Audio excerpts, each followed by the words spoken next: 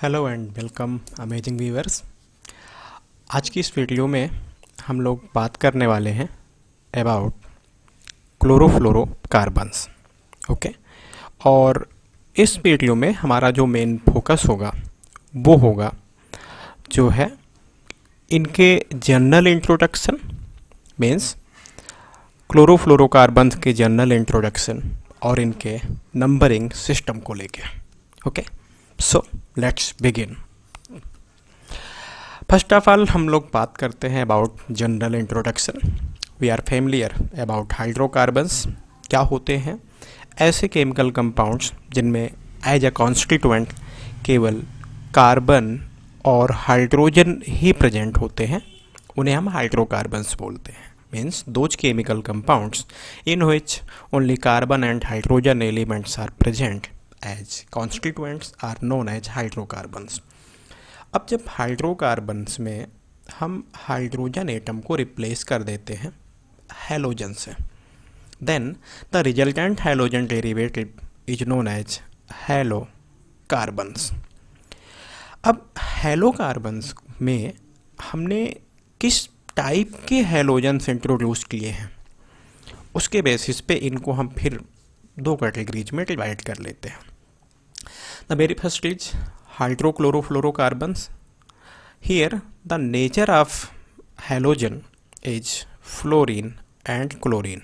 Means इस तरह के हैलोकार्बन्स में जो हैलोजन एटम्स होते हैं वो फ्लोरीन और क्लोरीन एटम्स होते हैं, क्लोरीन एलिमेंट के एटम होते हैं। साथ में कार्बन जो कि डेफिनेटली प्रेजेंट होगा एंड हाइड्रोजन ये प्रेजेंट होते हैं। Then the hydrocarbon is known as hydrochlorofluorocarbons. On the other hand, जब halogen atom fluorine and chlorine ही हो, कार्बन भी प्रेजेंट हो लेकिन हाइड्रोजन absent हो, then the halocarbon is known as chlorofluorocarbons. So the basic difference between hydrochlorofluorocarbon and chlorofluorocarbon is presence or absence of hydrogen. In hydrochlorofluorocarbon, hydrogen atom is present, and in chlorofluorocarbon, hydrogen atom is absent. And what about halogens? Halogens are those halocarbons in which there must be at least one bromine atom. There must be at least one bromine atom and no hydrogen atom. No hydrogen atom along with fluorine and chlorine. Means halons ऐसे हैलोकार्बन्स होते हैं जिनमें carbon, fluorine और chlorine के साथ bromine का एक atom must होना चाहिए और कोई भी हाइड्रोजन एटम वहाँ पे नहीं होना चाहिए। Then this type of halocarbon is known as halon. Okay, I think आपको अब आइडेंटिफाई करना इजी होगा कि जो गिवन केमिकल कंपाउंड है, मीन्स जो गिवन हैलोकार्बन है, वो इन तीनों में से कौन सी कैटेगरी को बिलोंग करता है। Okay, now few other things about these. So first of all, we will discuss about hydrochlorofluorocarbons and chlorofluorocarbons. These amazing chemical compounds were discovered in 1930s. There is no natural source of these chemical compounds and they are also known as miracle chemicals. They are given a trade name as Freon by US chemical industry. Means trade name इनका क्या है, Freon है।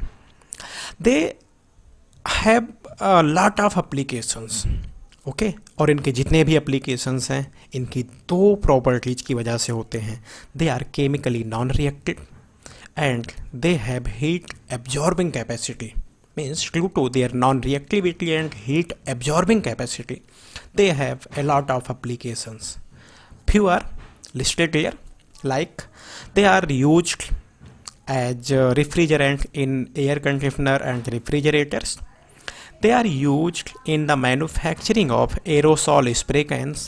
They are used in the manufacturing of foam. They are used as the cleansing agent in manufacturing of electronics. So this is the very brief intro about hydrochlorofluorocarbons and chlorofluorocarbons. Okay, and now we will discuss about the numbering system, okay, which is the most important part of the lecture. तो numbering system हम इसको दो part में divide कर लेते हैं, numbering system for halon and numbering system for chlorofluorocarbon and hydrochlorofluorocarbons. Okay, तो सबसे पहले हम बात करने वाले हैं about the numbering system of halons. जब आप ये आइडेंटिफाई कर लेते हैं कि गिवन हैलोकार्बन एक हैलोन है, तो आप जब उसका नंबरिंग सिस्टम लिखते हैं तो सबसे पहले आप हैलोन लिखते हैं. हैलोन के साथ आप लिखते हैं 4 लेटर्स आई, जे, के एंड एल. हर एक एटम क्या रिप्रेजेंट करता है? I represent the number of actual number of carbon atom present in the halon, and J represent actual number of fluorine atom, K represent actual number of chlorine atom, and L represent actual number of bromine atom. If any one of these atom is absent, then we will write 0 at the place of this numeral. We can take few examples which is listed here. Suppose the very first is C2F4 Br2, means this is a halocarbon which is lacking hydrogen and having bromine atom, therefore this is halone. Okay, so the key factor for the identification is absence of hydrogen and presence of bromine is the key factor for the identification. Here hydrogen is absent and bromine is present along with other halogen atoms, so this is halone. So the numbering will be like as, or the name of this halone will be like as halone dash. So first I means number of carbon atom, here carbon atom 2, so the first letter is 2. Second J which represents fluorine atom, fluorine atom का number कितना है यहाँ पे? 4 है, so I have written here 4. And K which represent number of chlorine atom, but chlorine atom is absent in this given halone, so we will write here 0 at the place of K. And what is the number of bromine? It is 2, so it is 2. So the chemical name with numbering system of this is halone 2402. Moving to the next example, here it is also a halone. So first of all write here halone dash. Now we have to write these numerals I, J, K and L. So first of all number of carbon atom here 1, so I is equal to 1. Number of fluorine atom is 2, so J is equal to 2. Number of chlorine atom is 1, so the K here is 1. And the number of bromine atom is 1, so L is equal to 1. So the name with the numbering system is given as halone 1211. I think it is very easy. Okay, बहुत ही आसान है, कुछ भी नहीं करना इसमें. Okay, what about the numbering system of, so it is done. And what about the numbering system in hydrochlorofluorocarbons and chlorofluorocarbons? It is little bit different from the halones. So let us see. Now we are going to discuss the numbering system in, or the naming in hydrochlorofluorocarbons and chlorofluorocarbons. The very first thing you must know that the numbering system of hydrochlorofluorocarbons and chlorofluorocarbons is not given by IUPAC. Usually the naming rules are given by IUPAC, you know, but in the case of chlorofluorocarbons and hydrochlorofluorocarbons, the numbering system was introduced by a chemical company which is DuPont. Means DuPont was a chemical company which introduced the numbering system for the chlorofluorocarbons and hydrochlorofluorocarbons, and this numbering system is known as rule of 90. Okay, So what is the rule of 90? We will discuss with few examples. The name of hydrochlorofluorocarbons and chlorofluorocarbons is written as this, like this. Okay यहाँ पे हम HCFC means अगर वो हाइड्रोक्लोरोफ्लोरोकार्बन्स है तो हम HCFC लिखते हैं, और अगर क्लोरोफ्लोरोकार्बन्स है तो CFC डैश करके हमें यहाँ पे 3 न्यूमेरल्स लिखने होते हैं, तब जिनको हम I, J एंड K मान लेते हैं यहाँ पे. सो I represent the one less than the actual number of carbon atom, means जितने कार्बन एटम है उसमें से 1 माइनस कर दो, जो आएगा वो I की वैल्यू हो जाएगी. J ये हाइड्रोजन एटम के एक्चुअल नंबर में हम +1 करके जो है J हमें मिल जाता है. और K क्या रिप्रेजेंट करता है? K रिप्रेजेंट करता है actual number of fluorine atom. जब आपको कार्बन एटम का नंबर पता चल जाता है, हाइड्रोजन एटम का नंबर पता चल जाता है फ्लोरीन, तो आप क्लोरीन एटम जो है उसका नंबर कैसे पता करते हैं? So number of chlorine atom is calculated as 2 into C plus 1. Here C is the number of carbon atom minus H plus F. H and F are the actual number of hydrogen and fluorine atom in the chlorofluorocarbon और hydrochlorofluorocarbon. तो इस rule को हम कुछ example से समझते हैं. First of all, what is the rule of 90? इसमें कह रहा है कि अगर आपको नंबरिंग गिवन है, देखो यहाँ पे 2 काम हमें करना हो सकता है कि हमें नेम गिवन हो और वहाँ से हमें उसका फॉर्मूला फाइंड आउट करना हो, या हो सकता है कि फॉर्मूला गिवन है और हमें नेम फाइंड आउट करना है. तो आप पहले हम ये देखते हैं कि फॉर्मूला गिवन है तो नेम कैसे फाइंड आउट करते हैं. उसके लिए क्या है कि जब भी फॉर्मूला गिवन होगा, नेम टू फॉर्मूला हम पहले डिस्कस करते हैं. जब भी नेम गिवन होगा तो मैंने कहा उनके साथ ये 3 लेटर्स लिखे होंगे, I, J एंड K. क्लियर? तो आपको क्या करना है, इन नंबर्स में आपको 98 कर देना है, तो आपको एक 3 डिजिट मिल जाएगी, जिसको मान लेते हैं X, Y and Z. Clear? अब आपको क्या करना है कि जो X होगा ये actual number of carbon atom होगा. अब आप ये ध्यान रखिए, यहाँ पे जो I है ये actual number of carbon atom नहीं होता है, ये कार्बन एटम से 1 माइनस करने पे मिलता है. बट यहाँ पे जो X, Y, Z मिल रहा है, यहाँ पे here X is the actual number of carbon atom, Y is the actual number of hydrogen atom and Z is the actual number of fluorine atom. Okay, तो ये तो हो गया नेम से फॉर्मूला आपको फाइंड आउट करना हो. जैसे मैं कुछ एग्जांपल यहाँ पे ले रहा हूँ, ये दोनों एग्जांपल आप देख लिए.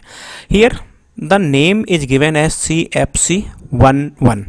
ओके, एक बात आप और याद रखना यहाँ पे, जो मैं आपको बताना भूल रहा था, कि अगर कभी यहाँ पे 2 लेटर्स हों केवल, okay, means I, J, K, यानी यहाँ पे मैंने कहा 3 नंबर्स होने चाहिए, but in case of 2 numbers, when only 2 digits are given, then this means the first digit is 0. याद रखना इसे कि अगर यहाँ पे 3 डिजिट की जगह पे कभी 2 डिजिट ही आपको मिले, इसका मतलब क्या है कि जो पहले डिजिट है वो क्या है, 0 है. ओके, याद रहेगा. अब यहाँ पे जैसे देख लीजिए कि अब हमें इसका नेम गिवन है और हमें इसका फॉर्मूला फाइंड आउट करना है. तो क्या करना होगा, हमने देखा कि यहाँ पे 11 है, यानी I, J, K की वैल्यू 11 है, इसमें प्लस आप 98 करिए. 98 करेंगे, हमने 98 किया, यहाँ पे we are getting 101. So carbon atom का नंबर कितना है, 1 है, हाइड्रोजन 0 है, और फ्लोरीन कितना है, 1 है. और क्लोरीन का नंबर ऑफ एटम हम I, J, K से इस तरह से कैलकुलेट करेंगे. याद रखना, ये जो नंबर ऑफ क्लोरीन एटम होता है वो इसी I, J, K की वैल्यू से आपको फाइंड आउट करना है. बात समझ में आ रही है? या फिर मैंने कहा कि आपको actual number of carbon, hydrogen और फ्लोरीन एटम का नंबर आपको पता चल जाता है, तो आप क्लोरीन एटम का नंबर आसानी से फाइंड आउट कर लेंगे. तो मैंने क्या कहा आपसे कि यहाँ पे कार्बन एटम का नंबर 1 है, हाइड्रोजन 0 है. अगर ऑब्वियस सी बात, अगर हाइड्रोजन होता तो यहाँ पे H जो है लिखा होता, नहीं है, मतलब हमें पहले से पता है हाइड्रोजन इज 0. सो फ्लोरीन का नंबर, चूँकि यहाँ पे x ये हो गया जो कार्बन को रिप्रेजेंट कर रहा, y हाइड्रोजन को जो कि 0 है, एंड z फ्लोरीन एटम के नंबर को रिप्रेजेंट करता है जो कि 1 है। तो C और F हमें नोन है, तो we can calculate chlorine atom. Okay, तो क्लोरीन एटम का नंबर यहाँ पे कितना आएगा 3। आप इसको चाहें तो देख सकते हैं कैसे आया होगा ये क्लोरीन। तो क्लोरीन 2, कार्बन एटम का नंबर यहाँ पे कितना है 1 है, तो 1 + 1 means 2 and minus H + F यानी 0 + 1, सो 2 × 2 4 -1, number of chlorine atom is 3। इस तरह से आप हर एक केस में जब आपको कार्बन, हाइड्रोजन और फ्लोरीन एटम्स का नंबर पता चल जाए तो आप इजीली क्लोरीन एटम का नंबर फाइंड आउट कर सकते हैं। One more example will be will clear your doubts again. So here the chemical name is given as CFC12. Here the value of IJK is 12 and we add 90 to get XYZ, and here we are getting 102. So X means number of carbon atom is 1, it is 1. Number of hydrogen atom means Y is 0, so here it is written as 0, and number of fluorine atom means the value of Z is 2, so the fluorine atom is 2, F2. And once we are having the number of carbon, hydrogen and fluorine, we can calculate the number of chlorine atom, so the formula will be like CF2Cl2. तो हमने अभी ये देखा कि अगर आपको name given है तो फॉर्मूला कैसे फाइंड आउट करना है, but what if the formula is given and you are supposed to name the given hydrochlorofluorocarbon और क्लोरोफ्लोरोकार्बन, जैसे यहाँ पे है, यहाँ पे फॉर्मूला गिवन है बट अब आपको इसकी नंबरिंग करनी है, इसका नेम लिखना है कि क्या होगा। इस केस में जो रूल ऑफ 90 है इसको जस्ट आप रिवर्स कर दीजिए, क्या हो जाएगा, जो यहाँ पे XYZ है, XYZ याद रखना कार्बन, हाइड्रोजन और फ्लोरीन एटम्स के नंबर हैं, उनमें से 90 को माइनस कर दीजिए, you will get IJK which is just written after HCFCr CFC. Here X means number of carbon atom is 2, then Y number of hydrogen atom is 3, and Z number of fluorine atom is 2। Chlorine के number of atom से यहाँ पे कोई मतलब नहीं है, तो XYZ जो है वो कार्बन, हाइड्रोजन एंड फ्लोरीन के नंबर ऑफ एटम्स हैं, ये हो गए XYZ। इसमें से आप माइनस कितना करिए 90 कर दीजिए, you are getting 142। So the name of this halocarbon will be written as HCFC, चूँकि हाइड्रोजन है तो hydrochlorofluorocarbon dash 142 which is the value of I, J and K. क्लियर। तो रूल ऑफ 90 को आप अप्लाई कर सकते हैं, means name to formula and formula to name, दोनों आपको समझ में आया।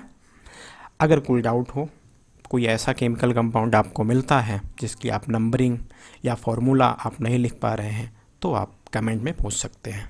Okay, moving to the one more important aspect of the numbering, वो क्या है, जैसे अब आपके मन में ये हो सकता है क्वेश्चन कि अगर यहाँ पे टोटल 2 फ्लोरीन एटम्स हैं और ये 1 क्लोरीन एटम है और इनके पास जो अवेलेबल ऑप्शन है कार्बन के वो 2 हैं, यानी यहाँ पे 2 कार्बन एटम हैं, तो ये इनका जो अरेंजमेंट है वो क्या होगा, मीन्स जो क्लोरीन है वो इन दोनों में से किस कार्बन के पास है, या फ्लोरीन क्या दोनों एक ही कार्बन के पास है या दोनों डिफरेंट कार्बन्स पे हैं। ओके, तो इस तरह से अगर ये क्वेश्चन आपके मन में है तो डेफिनेटली इसका भी आंसर है। तो depending upon the position of halogen atoms, हम यहाँ पे एक तरह का आइसोमेरिज्म भी निकल के आता है, तो हम लोग इस आइसोमेरिज्म के बारे में भी बात करेंगे। Okay, so the next is isomerism in hydrochlorofluorocarbons and chlorofluorocarbons. ये आइसोमेरिज्म कैसे आता है पहले आप इसे देख लीजिए।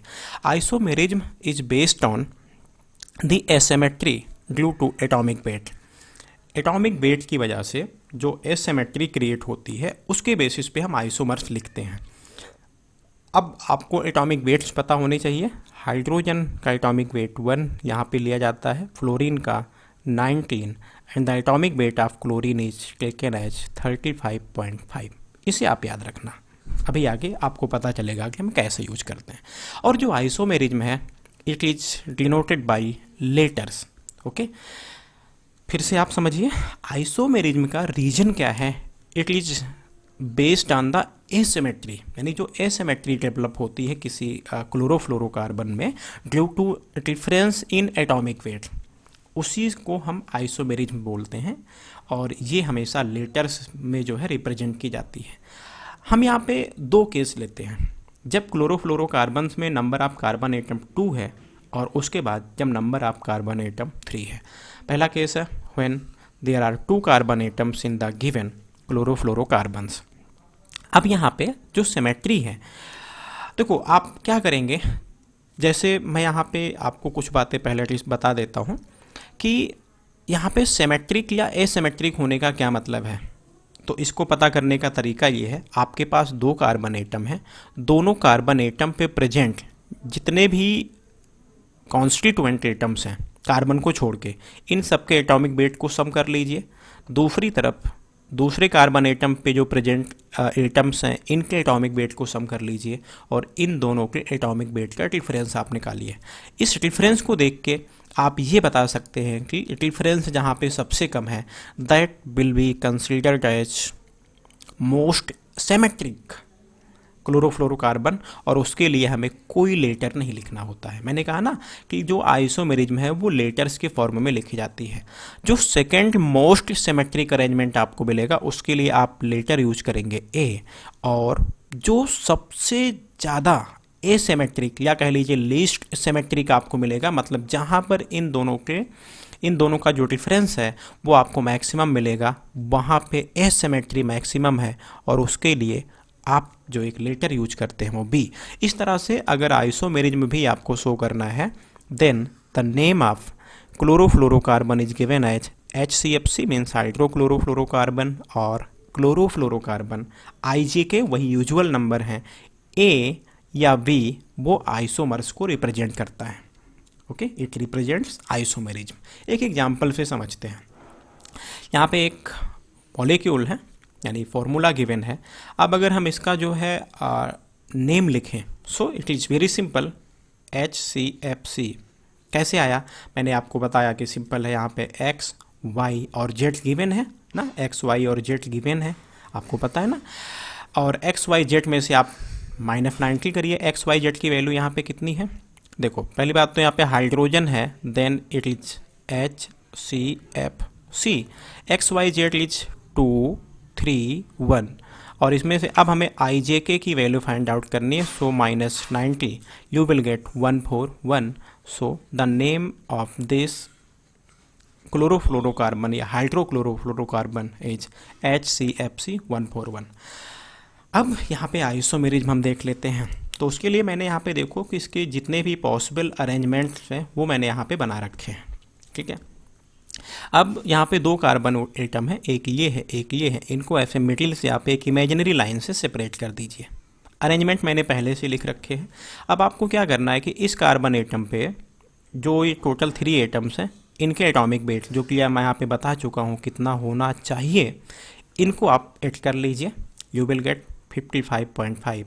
और दूसरी तरफ इस कार्बन एटम के एटॉमिक वेट जो हैं उनको आप ऐड कर लीजिए, तो यू विल गेट 37.5। इन दोनों में से जो सबसे बड़ा है उसमें से छोटे वाले नंबर को माइनस कर दीजिए। ऐसा नहीं कि आप इसमें से इसको ही माइनस करेंगे, अगर ये इधर लिखा होता इधर होता तब भी हम माइनस इसमें से इसको ही करते। We are getting 18। Same procedure is followed in this case. Here on the left hand side it is 72, on the right hand side the sum of atomic weight is 21 and the difference is 57। और इस वाले arrangement में जो हमें difference मिल रहा है 90 - 3 and 87। Okay, clear है? तो मैंने कहा कि अब हमें ये डिसाइड करना है कि इन सब में मोस्ट सिमेट्रिक कौन सा है, यानी जो एटॉमिक कार्बन एटम्स से अटैच्ड जो एटम्स हैं उनके एटॉमिक वेट का जो डिफरेंस आ रहा है वो सबसे कम। मोस्ट सिमेट्रिक का मतलब ये सबसे छोटा डिफरेंस कहाँ पे है। 18 इज द मोस्ट, या कह सकते हैं कि सबसे छोटा नंबर है, स्मॉलेस्ट वैल्यू। सो मैंने कहा कि जब मोस्ट सिमेट्रिक जो हो, यानी इन तीनों में कंपेयर करें 18, 57 and 87, then the least value is 18.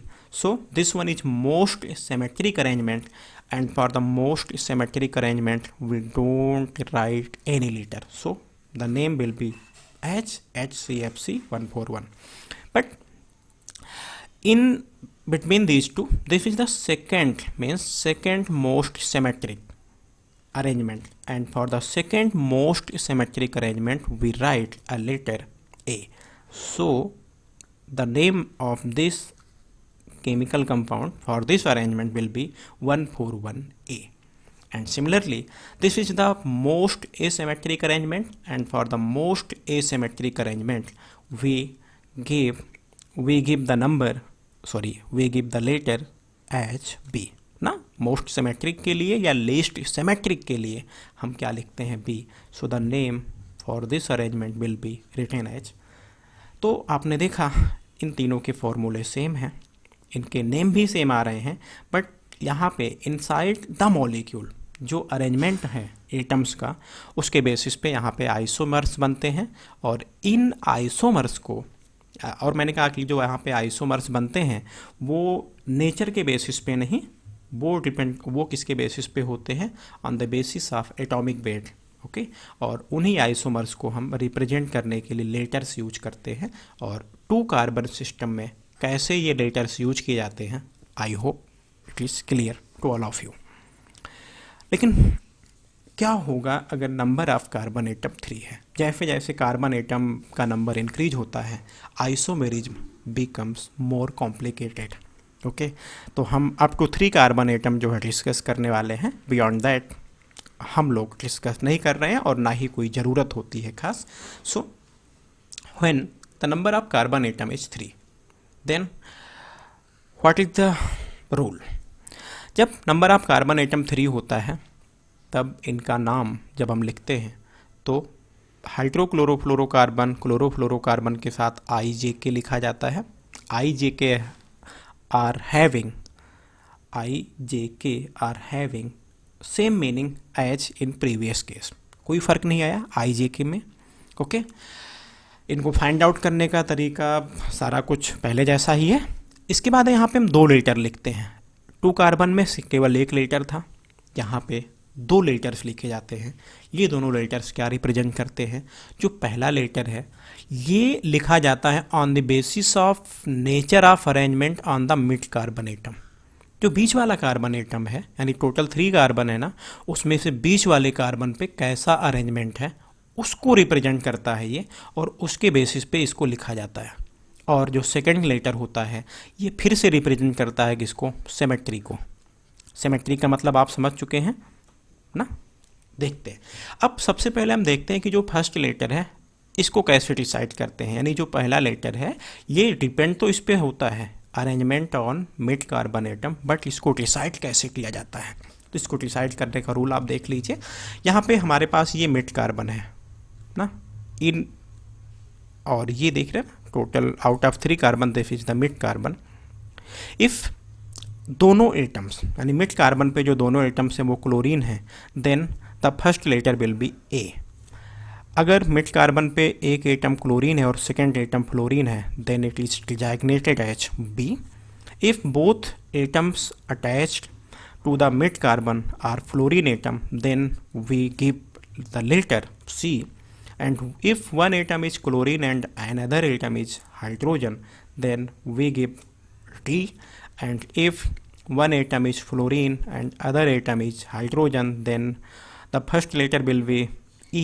And if both atoms are hydrogen attached to the mid carbon, then we give the F. Means the first letter will be F. तो इतना clear हुआ कि mid carbon atom पे arrangement इन possible arrangement में से ही कोई होगा. तो उसके बेसिस पे हम जो पहला लेटर यहाँ पे यूज करने वाले हैं that will be A, B, C, D, E और F. जो सेकंड लेटर है ये फिर से एसिमेट्री को रिप्रेजेंट करता है. एसिमेट्री का मतलब वही है कि फर्स्ट, और यहाँ पे एसिमेट्री का मतलब हुआ कि difference in the atomic weight of atoms means here the asymmetry means या symmetry means the difference between the atomic sum of atomic bits of atoms attached to the first and third carbon atoms. बीच वाले carbon atom को नहीं include करना है. First और third carbon atom से attached जो एटम्स हैं उनके एटॉमिक वेट के सम का डिफरेंस निकालना है. मैंने फिर से बोला है कि जो इसमें बड़ा हो उसमें फिर छोटी वाली वैल्यू को माइनस करना है. तो आपने देखा जब टू कार्बन एटम में मोस्ट सिमेट्रिक अरेंजमेंट के लिए कोई लेटर नहीं होता, but here we give letter A for the most symmetric arrangement and the second most symmetric arrangement we give B. We are taking an example. This is C3H5Cl2. यहाँ से इसका नाम लिखा जा सकता है. We are having XYZ. XYZ are 3, 2, 5 minus 90 and you will get 225 as IJK. So the name of this chlorofluorocarbon or hydrochlorofluorocarbon will be HCFC225. But here I am having two types of arrangement for this molecule. इस molecule के लिए हमारे पास दो type के arrangement हैं. ये मैंने पहला अरेंजमेंट लिखा, दूसरा. इसका मतलब है कि अरेंजमेंट अगर हमें पता है तो उसके बाद हमें दो लेटर लिखने हैं, एक C दूसरा A. ठीक है. सी यानी जो पहला लेटर है वो किसके बेसिस पे होता है? मिड कार्बन के अरेंजमेंट को देखो. ये मिड कार्बन एटम है और मिड कार्बन पे दोनों ही एटम क्या हैं? फ्लोरीन है. If both atoms attached to the mid carbon are fluorine then the first letter will be C. Here you see. So इन दोनों में ही जो पहला लेटर हो जाएगा वो सी हो जाएगा. I am writing here C. But second letter क्या होगा?